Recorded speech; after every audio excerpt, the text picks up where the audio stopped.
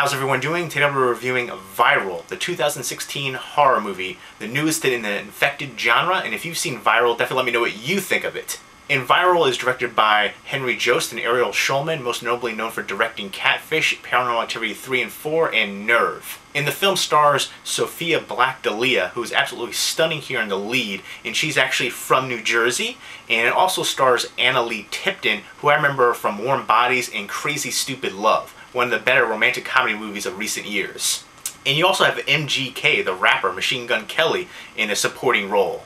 And Viral is set in a small town, and it revolves around two sisters who are in high school, and there is a virus going around infecting people, and it's kind of mysterious. And I like how they incorporated real-life parasites into the idea and concept here with the bot worm and things like that, because you see the worms, which are very reminiscent of the strain. In fact, the noises that they make as well, the infected people, kind of remind me of that, and you see the worms, definitely reminds me of the strain big time. Except for in the TV show The Strain, the infected people are vampires, and here in Viral, they're not vampires, they're just infected people who are violently attacking the normal people, trying to spread the parasitic virus here. And so as more people get infected, the whole town is quarantined, and the two sisters are left alone in their house while their parents are on the other side of the quarantine. You know, there's military people set up all around the town, won't let anybody out, and they're basically trying to keep people inside their houses as well, because more and more people keep getting infected.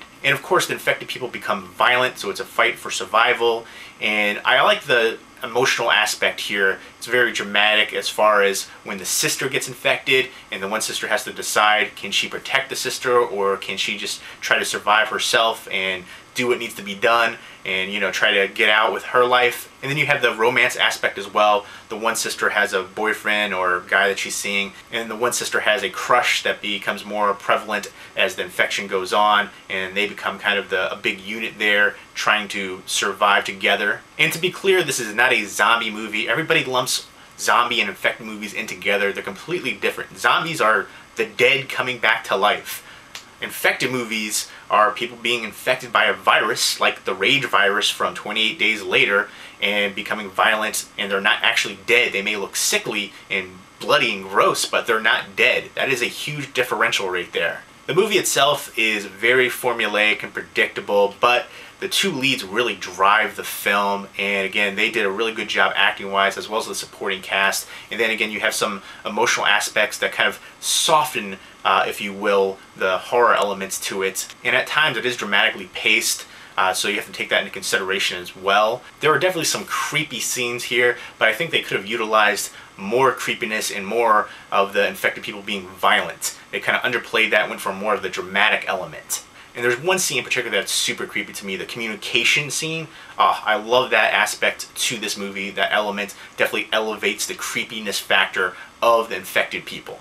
And I really love the concept again here. They use the worms and trying to use real life parasite concepts for this virus. And I think that really works here in something we've seen before, but a little bit different. Overall, it doesn't really stand out, though, for the infected genre. It's nowhere near the 28 Days Later or even 28 Weeks Later. It's definitely on the mid-tier for the infected genre, but definitely better than a lot of recent ones in this subgenre. It's worth checking out. I just think they could have done a little bit more with it to make it really stand out. Really good cast chemistry here, and that believability factor definitely adds to the engagement of the audience. And Viral did have good tension once the infection started rapidly increasing, and that mixed well with the dramatic elements. Overall, it is a decent addition to the infected genre, definitely worth checking out for horror fans. And I give Viral a 7.5 out of 10 stars. And if you've seen Viral, definitely let me know what you think of it. Leave me a comment or video response down below. Hope everyone's doing well. Take care.